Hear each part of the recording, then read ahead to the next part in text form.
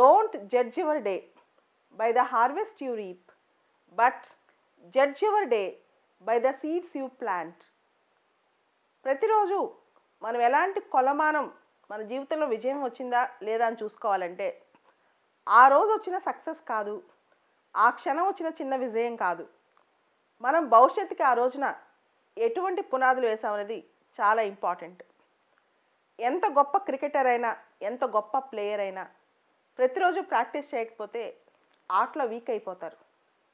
అదేవిధంగా మనకి ఎంత టాలెంట్ ఉన్నా, మన బ్రెయిన్ ఎంత షార్ప్గా పనిచేసినా దానికి ప్రాక్టీస్ అంటే రివిజన్ చేయకపోతే మనం కూడా వీక్ అయిపోతూ ఉంటాం, చదువు మీద ఫోకస్ తగ్గిపోతూ ఉంటుంది. ప్రతి ఒక్క వ్యక్తికి కాన్ఫిడెన్స్ పెరగాలంటే ప్రతిరోజు వాళ్ళ భవిష్యత్తుకి కొన్ని విత్తనాలు నాటుతూనే ఉండాలి, వాళ్ళు దానికోసం కష్టపడుతూనే ఉండాలన్నమాట. సో మీరు గమనించే ఉంటారు, success is a journey but not a destination.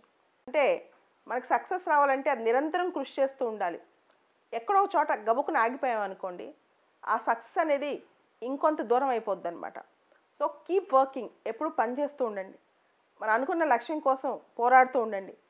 ఆ రిజల్ట్ ఎప్పుడు వస్తాయి, ఎగ్జామినేషన్ నోటిఫికేషన్ ఎప్పుడు వస్తుంది, ఎగ్జామ్ జరిగిద్దా లేదా, ఇవన్నీ పక్కన పెట్టండి.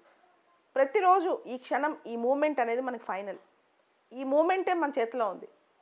పాస్ట్ని మనం మార్చలేం. భవిష్యత్తు అనేది మన చేతిలోకి రావాలి అంటే ప్రజెంట్ని పర్ఫెక్ట్గా వాడుకోవాలి.